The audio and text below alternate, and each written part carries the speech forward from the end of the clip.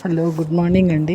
ఈరోజు ఉదయం మీకోసం ఒక చిన్న వీడియోతో మీ ముందుకు వచ్చాను. చిన్న వీడియో కాదండి, కొంచెం లెంతీ వీడియో. కొత్తిమీర నిల్వ పచ్చడి చేశానండి. సూపర్గా వచ్చింది. మీకు కూడా షేర్ చేద్దామని చేస్తున్నాను. ఆల్రెడీ కొత్తిమీర తీసుకొని క్లీన్ చేసుకొని డ్రై చేసుకుంటున్నానండి. అది వచ్చేసి ఎండలో కాదు, ఫ్యాన్ కింద డ్రై చేసుకుంటే సరిపోతుందండి.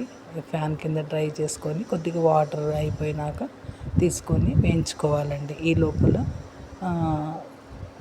ఆవాలు, మెంతులు పొడి, కారం పొడి, నూనె, గ్రౌండ్నట్ ఆయిల్ వాడానండి. చాలా అంతే, నిల్వ పచ్చడికి గ్రౌండ్నట్ ఆయిల్ వాడితే చాలా మంచిదండి.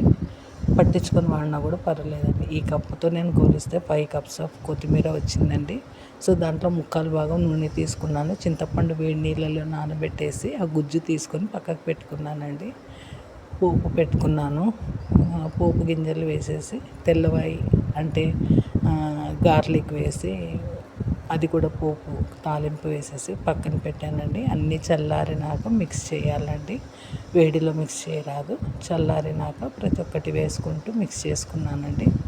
ఈ చట్నీ వచ్చేసి చాలా బాగుందండి. బాగా ఎప్పుడైనా వేడి వేడి అన్నంలో నెయ్యి వేసుకొని తింటే చాలా బాగుందండి.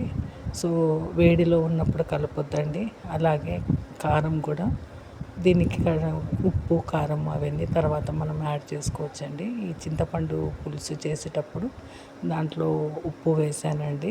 అది చల్లారినాక కారం పొడి వేసి పెట్టుకున్నానండి. 2 కప్స్ ఆఫ్ కారం పొడి వేసాను. అది మిక్స్ చేసుకున్నాను. చల్లారినాకనే చేసుకున్నానండి. తర్వాత కొత్తిమీర వేయించి పెట్టుకొనింది కలిపాను. ఇలా వేడన్నంలో నెయ్యి వేసుకొని తింటే అండి చాలా బాగుందండి. ఒకసారి మీరు కూడా ట్రై చేయండి. నేను కొద్దిగా ఎక్కువ చేసుకున్నాను క్వాంటిటీ, మీరు కొంచెం తక్కువ చేసుకోండి. If you like this recipe again మీరు చేసుకోవచ్చండి. చాలా బాగుంది. Hope so you will also try for this. చాలా బాగుందండి.